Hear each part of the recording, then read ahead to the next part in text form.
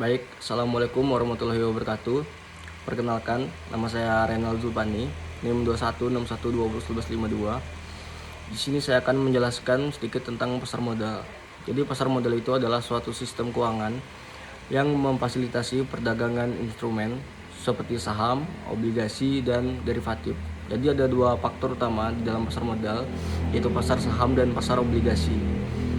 Di sini saya akan menjelaskan beberapa contohnya. Contoh yang pertama itu ada pasar saham. Jadi pasar saham itu adalah tempat di mana saham diperdagangkan antara investor. Nah, fungsinya itu untuk memberikan perusahaan akses ke modal dengan menjual saham dan memberikan investor kesempatan untuk memiliki bagian dari perusahaan dan mendapatkan keuntungan dari kenaikan nilai saham. Yang kedua itu ada pasar obligasi. Jadi pasar obligasi itu adalah tempat di mana obligasi atau surat utang diperdagangkan. Nah, fungsinya itu adalah agar perusahaan dapat mengumpulkan modal dengan menjual obligasi dan investor mendapatkan bunga atau imbal hasil dari obligasi tersebut. Nah, yang ketiga itu ada broker dan dealer. Jadi broker itu adalah perantara yang memfasilitasi perdagangan saham atau obligasi antara pembeli dan penjual.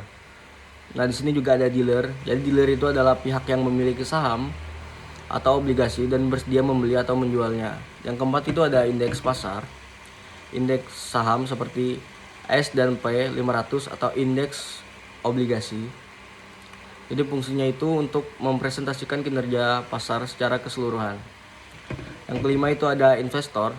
Jadi investor ini adalah individu, institusi keuangan, atau dana pensiun. Jadi peran investor di sini untuk membeli dan menjual instrumen keuangan untuk investasi atau tujuan keuangan lainnya.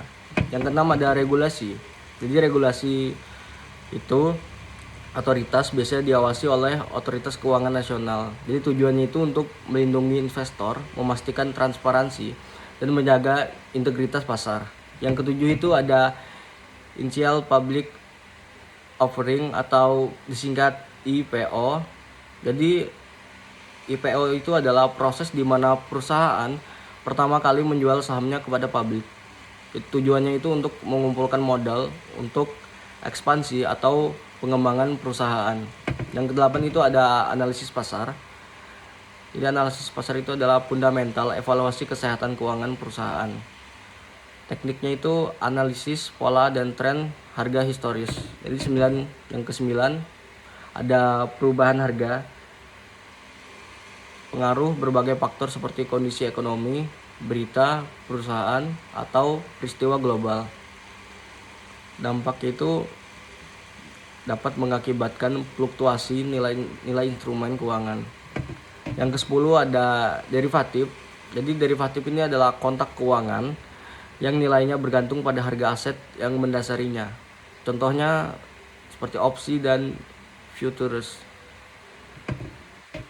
Nah, jadi pasar modal memiliki peran krusial dalam pertumbuhan ekonomi, memberikan likuiditas dan memberikan investor serta perusahaan akses ke sumber daya keuangan yang diperlukan. Nah, mungkin itu saja penjelasan singkat dari saya. Kurang lebihnya saya mohon maaf. Saya akhiri. Assalamualaikum warahmatullahi wabarakatuh.